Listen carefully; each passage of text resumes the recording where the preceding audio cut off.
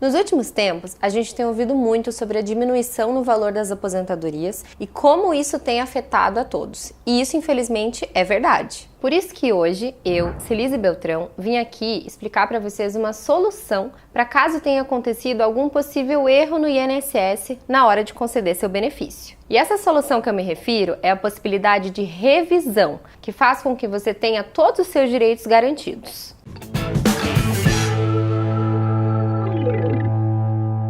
Mas antes da gente começar, já aproveita para deixar seu like, se inscrever no canal e ativar o sininho, porque assim você não perde nenhum dos vídeos que a gente vai estar postando aqui. Para começar, eu vou explicar para vocês quais são as principais formas de revisão que você pode pedir do seu benefício. E aí depois você conta pra gente quais que você não conhecia. Eu vou explicar para vocês como que funciona as revisões de fato, revisões de direito, a revisão do buraco negro e a revisão do teto 10. Começando pelas revisões de fato. Essas revisões são as mais comuns que a gente vê. Por quê? É o que acontece quando tem algum erro de algum fato no seu benefício. Por exemplo, o INSS não identificou que tinha o direito a reconhecimento de um período especial, ou então ele não identificou algumas contribuições que foram feitas. Ou seja, são fatos que não foram observados no momento da concessão e fizeram com que o benefício concedido tenha um valor muito menor do que aquilo que o empregado realmente tinha direito a receber. Um dos principais exemplos que a gente tem também no caso das revisões de fato é quando a INSS deixa de considerar algum vínculo trabalhista que você teve, porque não estava registrado na sua carteira de trabalho. Nessas situações, você tem a possibilidade de apresentar a sentença trabalhista onde esse vínculo foi reconhecido. E então esse período também seria considerado na sua contagem de tempo. Só que muitas vezes o INSS não observa isso na hora de conceder o seu benefício e fazer a contagem. E aí que essa revisão ela é muito benéfica para você, porque você vai conseguir incluir esse período e isso vai alterar o valor do seu benefício. Em resumo, as revisões de fato acontecem nas seguintes situações. Quando a INSS não computou algum período seu, ou então quando não foram consideradas as contribuições da forma como você fez, porque no CNIS constava um valor inferior. Às vezes algum vínculo que você teve no exterior, ou então a situação que eu falei da atividade especial. Já as revisões de direito, elas acontecem quando tem algum tipo de alteração de lei, jurisprudência ou entendimento que acaba sendo mais favorável para o segurado. E o exemplo mais recente que a gente tem é a revisão da vida toda. Em dezembro de 2019, o Superior Tribunal de Justiça determinou que é possível fazer o pedido de revisão da vida toda. O que acontece? O INSS, na hora de calcular o valor do seu benefício, ele só considera as contribuições feitas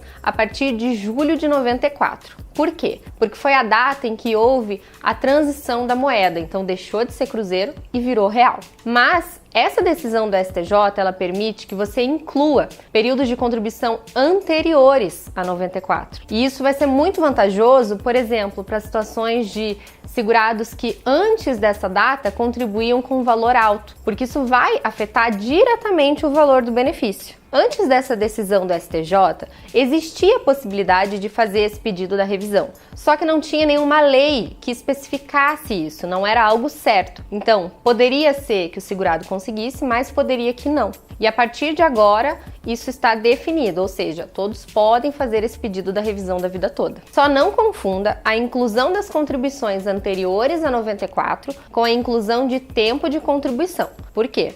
Na contagem, sempre é considerado todos os períodos, seja anterior a 94 ou posterior a 94. Vai ser considerado todos os períodos em que você trabalhou.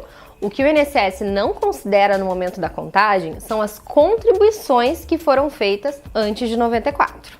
A terceira revisão que eu falei para vocês é a revisão do buraco negro, que, ouvindo pelo nome, você pode até achar que parece difícil, mas não é. O que acontece? Ela é direcionada para aquelas pessoas que se aposentaram entre 5 de outubro de 88 e 5 de abril de 91. O que acontece? É que nesse intervalo, nesse período, ainda não estava em vigor a lei do regime geral da Previdência Social. Então, as pessoas que se aposentaram nesse intervalo, eles não tiveram os 12 últimos salários de contribuição corrigidos, e isso impactou diretamente na RMI deles. Por quê? Nessa época, a inflação era muito grande. Então, como eles não tiveram as 12 últimas contribuições corrigidas, o valor do benefício acabou sendo menor. Por isso, caso você tenha se aposentado nessa data, é importante que você busque saber se o INSS corrigiu os valores de contribuição ou se ele deixou de corrigir. Porque existe a possibilidade do próprio INSS ter feito essa correção, mas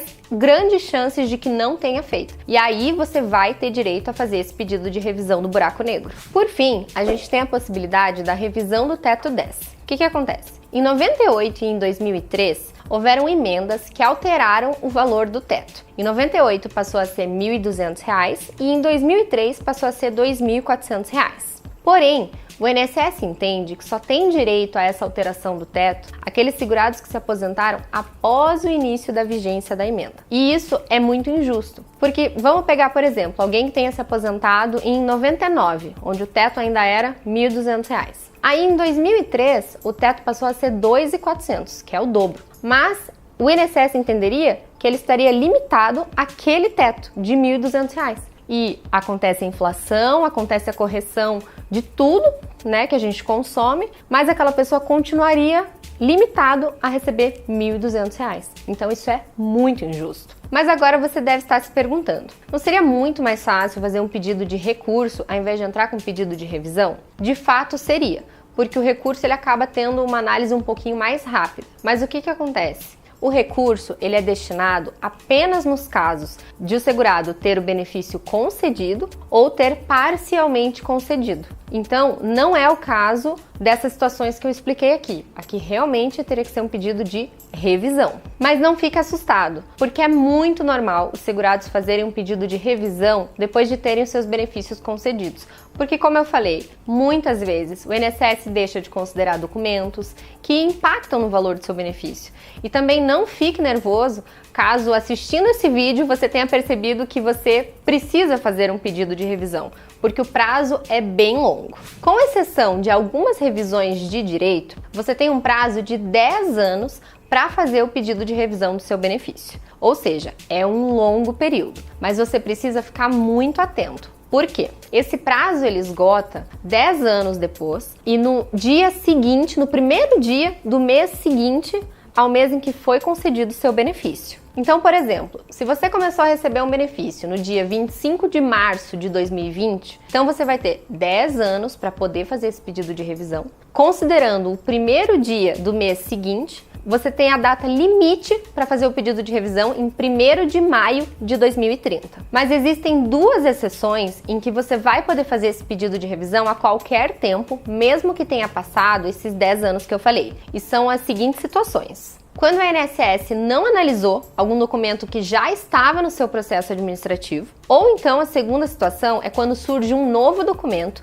que nem o INSS nem você tinha conhecimento, mas que podem ajudar e impactam diretamente na sua aposentadoria. Outra dúvida que a gente tem recebido com muita frequência é se as revisões foram afetadas pela reforma. E eu já posso dizer que você pode ficar muito tranquilo, porque não. Houve uma pequena alteração, mas que não impacta na forma de cálculo ou na forma de correção. Essa mudança, ela impacta aqueles que moram em cidades pequenas. Por quê? Agora, se o seu benefício for negado, você vai precisar entrar com um pedido de revisão na Justiça Federal acompanhado de um advogado. Porém, o que acontece é que muitos municípios pequenos não têm uma sede da Justiça Federal na cidade. Então, a reforma ela determinou que aqueles que não tenham vão precisar procurar qual é a Justiça Federal mais próxima da sua cidade, num raio de 70 quilômetros de distância. Caso exista alguma Justiça Federal nesse raio de 70 quilômetros, então isso significa que é lá onde você vai ter que ajuizar a sua ação. Considerando que hoje em dia praticamente tudo é online, são poucas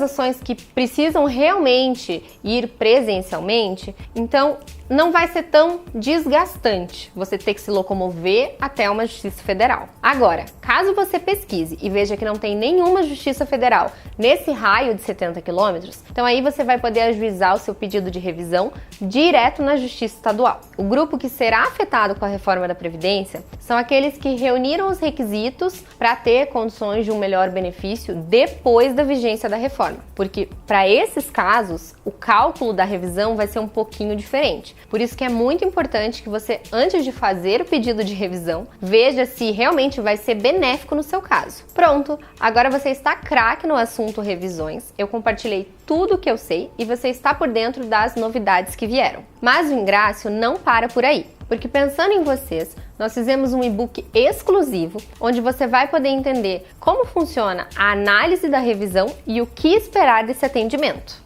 O material está incrível e muito completo, e eu vou deixar o link aqui na descrição do vídeo para você poder ter acesso. E mais uma vez, o Ingrácio cumpriu a sua missão de deixar todos informados. Por isso, antes de acabar o vídeo, não esquece de deixar o seu like, se inscrever no canal e ativar o sininho para ser notificado quando a gente postar o nosso próximo vídeo. Tchau, tchau!